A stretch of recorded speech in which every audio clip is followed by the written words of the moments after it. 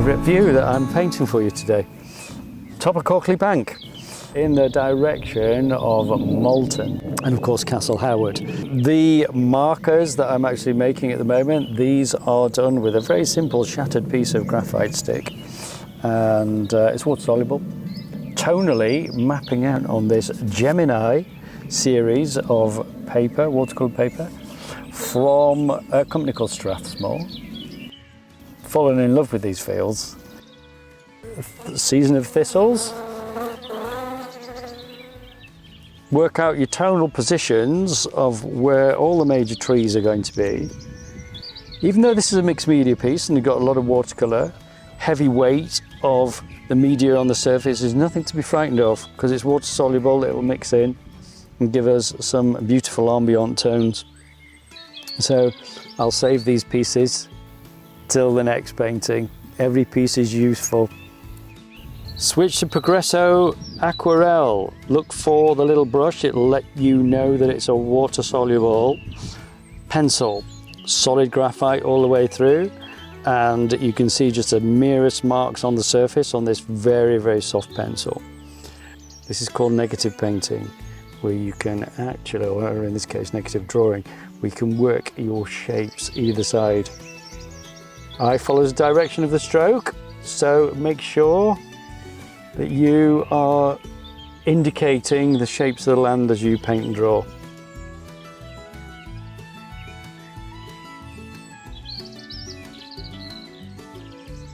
And then I just want some French ultramarine because it's got a little bit more red in it.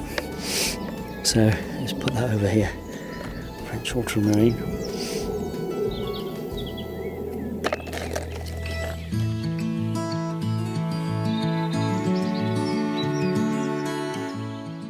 This is where the fun begins. See how it travels, but lovely. Look at that graphite. Right, dive into one of these brushes here. Start with some of our sky. Look, go straight into that blue, tad of madder, like that, like that. Loads of water. Straight in towards the back, and then spray it just to weaken it.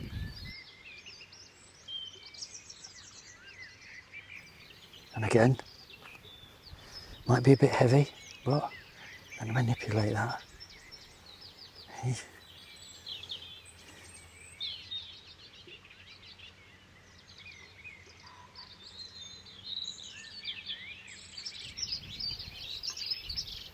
Bring a bit more of that summer green into those clouds. There's there.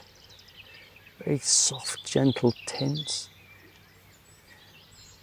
You strengthen that up as well as we come closer with some cerulean blue, leaving these little patches. These are important. These are the glowing pieces of the landscape. See how these lines create the effect of the part of the structure within the landscape. These kind of like thistles. Brilliant.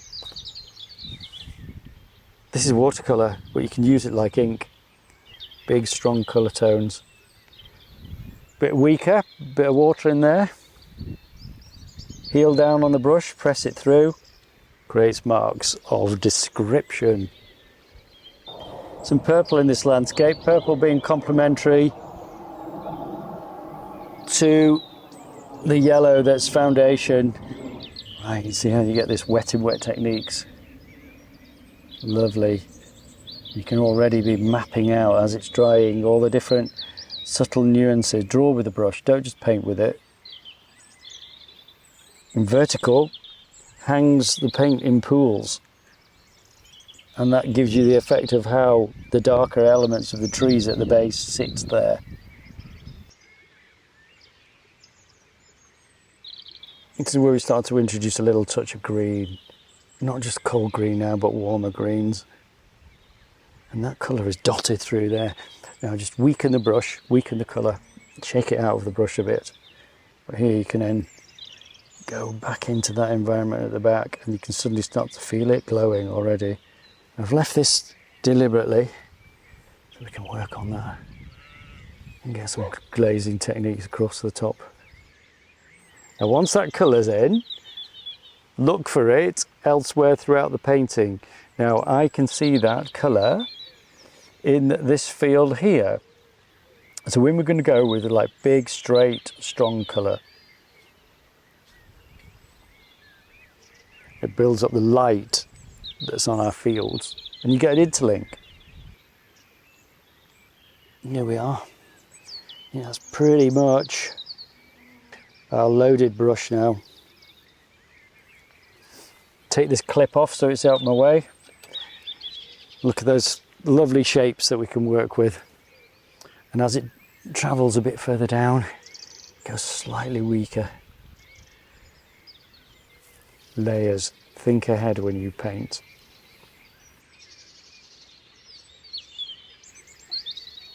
Start to look and build up your painting in textures. It's important that you leave some whites because they're the little jewels where the light passes through everything. You can still sort of build up your layers of watercolour in these areas for your trees. Ink and watercolour combined, just beautiful thing. You don't have to work with the ink really heavy, you can work with the ink light.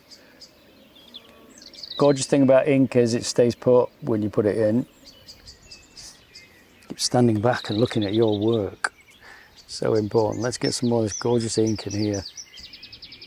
Build your painting back in different layers. You can go weak to the weak, strong, or strong, weak.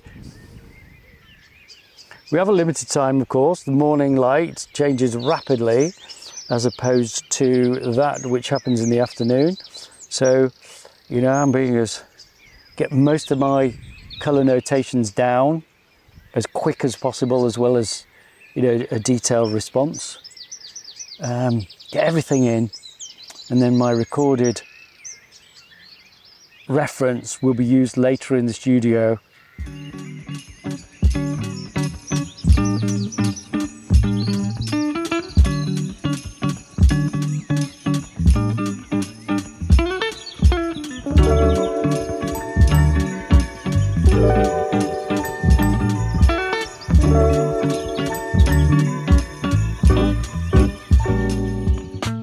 So in the shadows are dark, but they're not black, they're blue. Cool areas. So we can drive in these beautiful purple blues. It's all about the layering. Different shades of yellow. This is a green yellow, a tiny touch with this bright acidic green in here. The yellow. So taking this viridian and intermixing it with lemon yellow to create a sharper look with a tiny bit of blue to cool it back down again. So even in these sorts of areas here, you can see how this one single brush is being opaquely or semi-opaquely responsive to the landscape. A little bit of wet there. It's great to carry those colours forward. Wet in wet techniques. Hiya. Hi. Just put some of these light coloured washes still across the top. And you could do that because you've kept everything light. You've kept the white of the paper, and it still gives these jewel-like glazes through the entire painting. It's all about building this layer. I mean, look at all that detail there. And this is a response to what we are seeing in a very, very expressive way.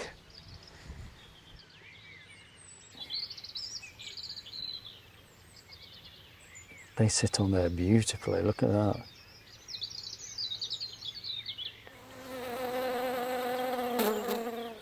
See how it starts to look like the thistles?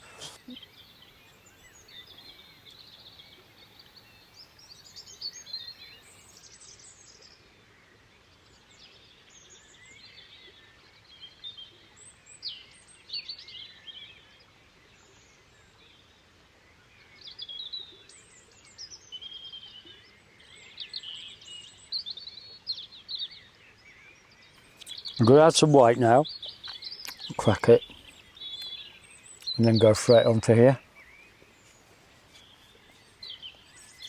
Bit of finger.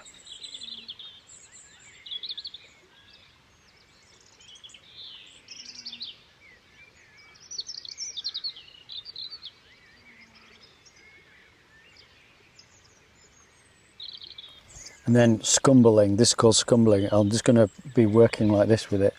This immediately gives the painting this fantastic fluffy sense of texture. Love it. See how it just marries with the gouache really well. Right, I'm going to go on the top of those trees with this colour green. I'll just curve them round a bit.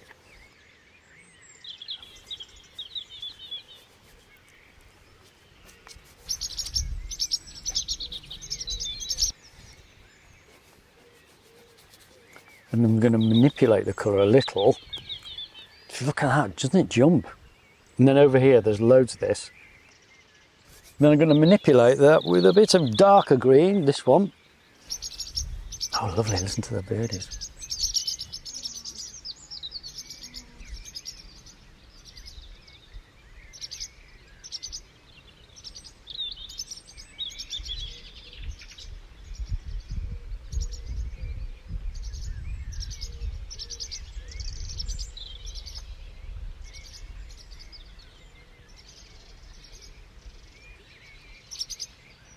Right, you're going to put some more of these magentas in.